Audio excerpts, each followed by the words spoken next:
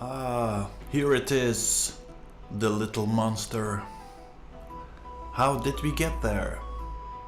Well, there are three reasons. First, the fake moon landings. Second, the Columbus hoax. And the third reason I will explain today, the scams of Renaissance cartography. But wait a second.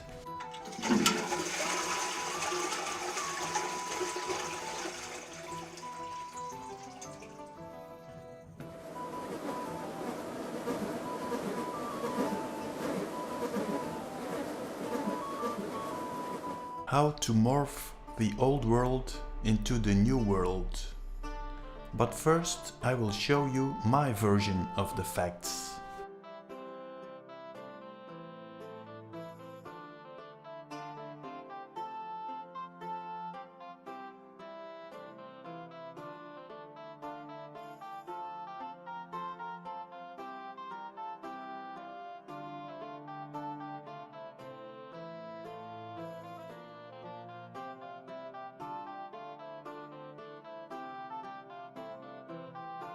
Let's presume something hits the Earth. That would result in massive floods. Because the Earth is spinning faster, day and night become shorter. That results in a drop of temperature because the Earth cannot warm up sufficiently. So the result is massive floods and ice forming. Well, that was easy. Now the Renaissance version. No, wait. First, let me give you a possibility here. What if the Earth was really heating up? Could the ice dam melt down and could the water be flowing back into the bigger ocean?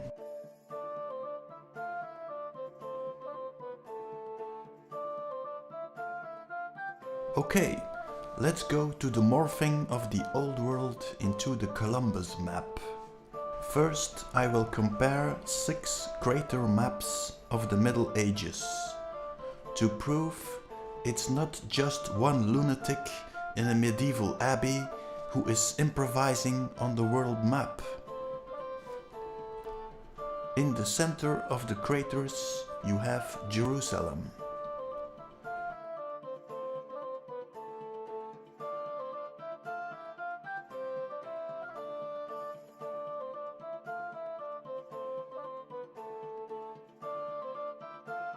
Another recognizable point is the Red Sea, in the upper right hand of the map. These medieval guys were so stupid.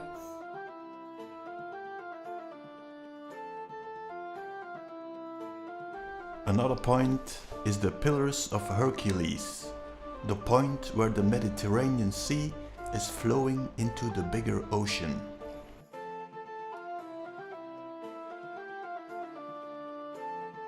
The crater was divided in 3 parts: Asia, Europa and Africa. Remember, the shape of these 3 continents has nothing to do with the shape of the continents on the Columbus map. In the center you have the Mare Mediterranea. Mediterra means Middle Earth, the Sea of Middle Earth. You have the Red Sea, and the surrounding water is called the ocean. The water has an O form.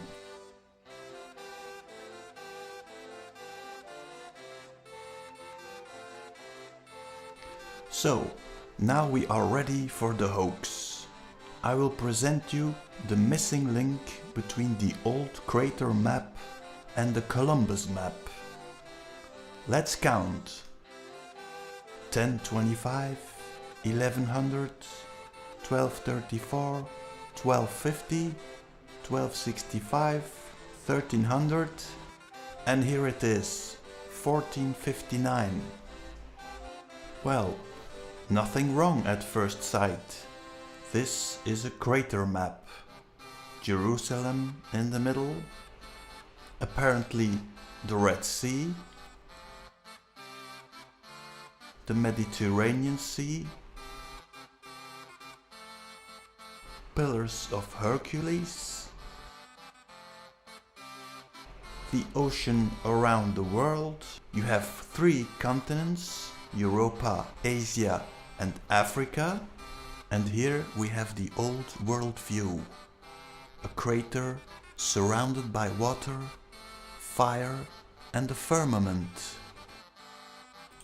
No sun ball, no moon ball, no planet ball, no flying balls at all. The flying ball circus is not in town yet. But let's turn the map and maybe you will see. What have we got here? Out of the blue, we have a perfect map of Europe. Where is that coming from?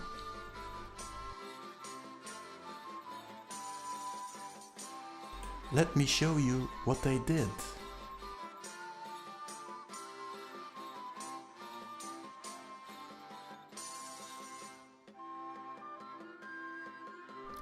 By pumping up Europe and putting it on the crater map, you are pretending that these crater maps are a clumsy medieval attempt to map the world from a European-centered worldview. And now a miracle is happening. Suddenly, old Greek and Roman maps are being detected and reconstructed.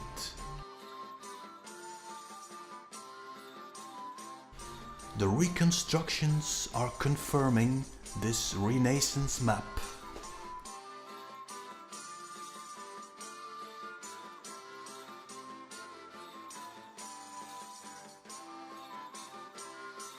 When you see the crater map with the Italian boot, you are being screwed.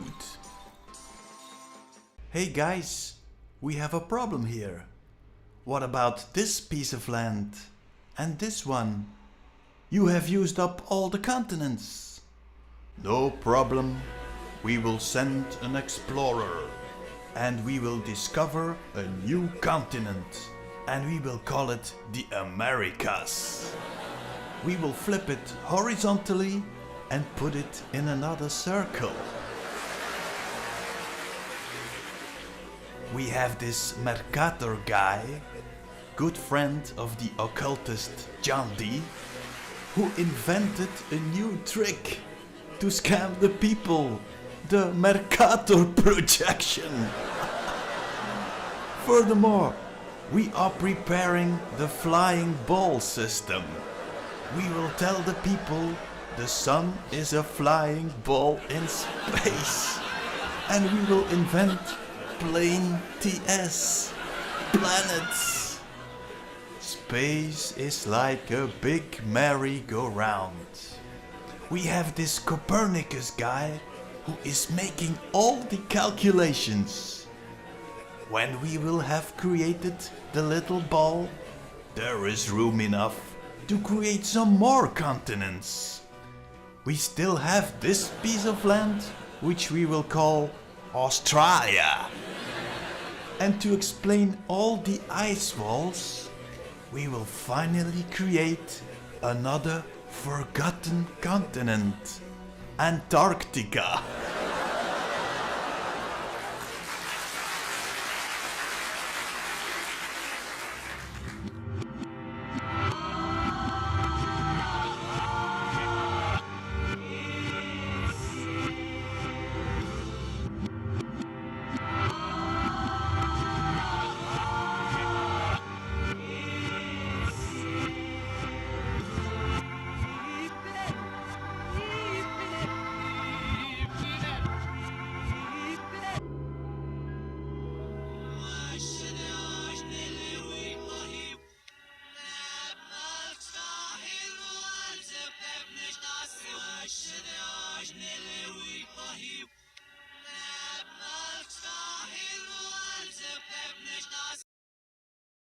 دجال has one of his eyes obliterated, like as in wiped out. It is covered.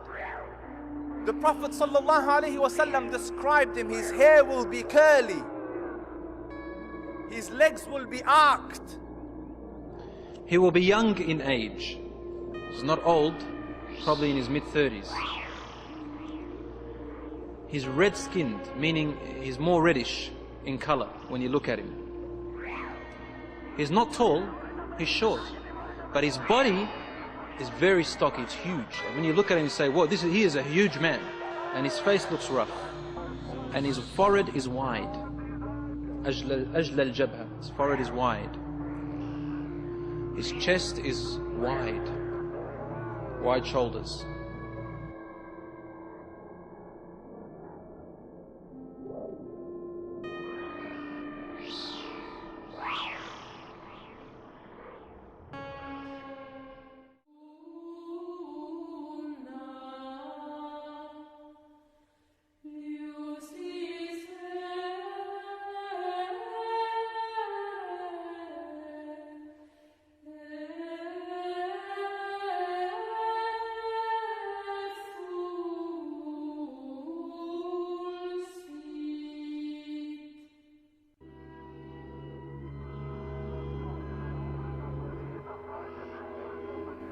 Hey, what's up, Walt? You want me to zoom in on the center of the Disney World map? What that is?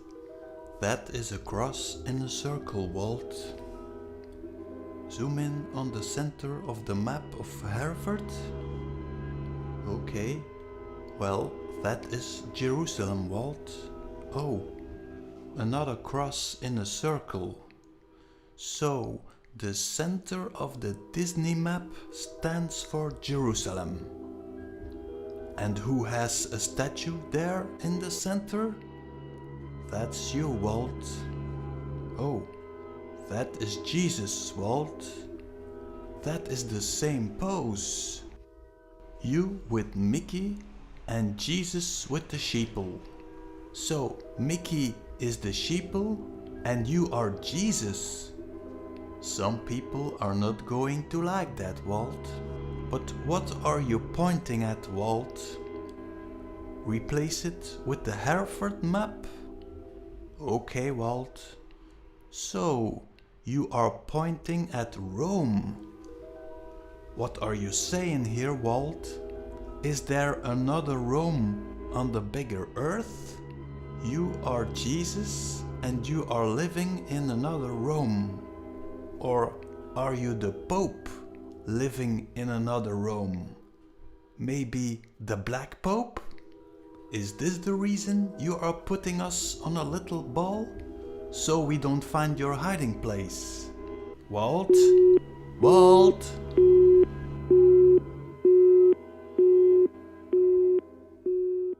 Let's examine this second Rome possibility. If that is true, there must be two histories. The old world history, before the flood, and the new world history, after the flood. There must have been different floods, because on the old world maps you find pictures of the Ark of Noah. But what we are looking for is the flood that is changing the old world into the new world. Is there a time in history where you can see there has been a reset? If it were up to me, I would call the moment of reset the year 0. Before the flood would be -0 and after the flood would be +0. But wasn't that the birth of Christ?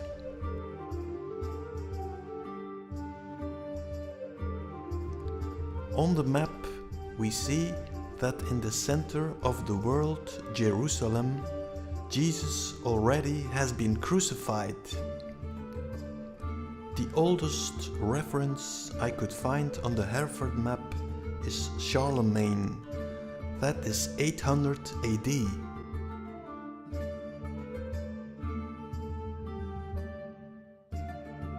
So the flood happened after Charlemagne. I also came across the theory of Robert Russell Newton. He stated that the moon was turning faster between 700 and 1100 AD.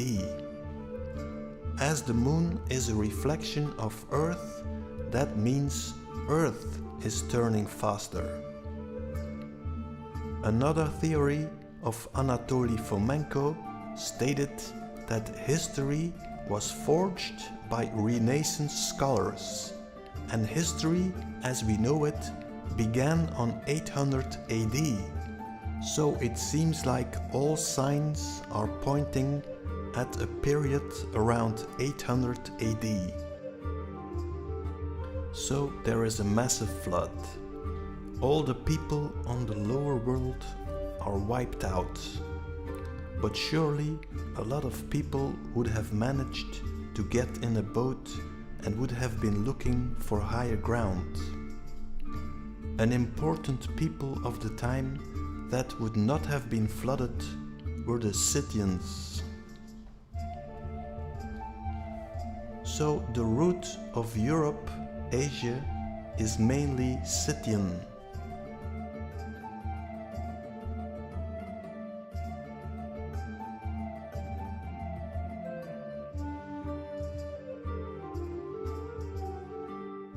But from all sides, people would have come to higher ground. So you would have had a melting pot of all cultures on a small piece of land. Let's take a look at all the peoples living on the pre-flood map. You can recreate the whole history of mankind on this map.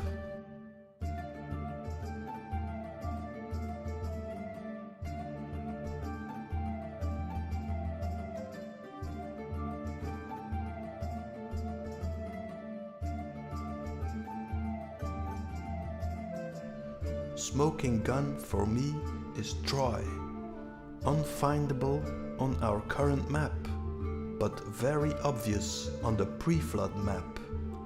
Troy, a big city on the coast of the Lydians. It would be logic if the Greeks want to conquer the Lydians, they would have to conquer Troy first. So let's take a look at this picture of Charlemagne.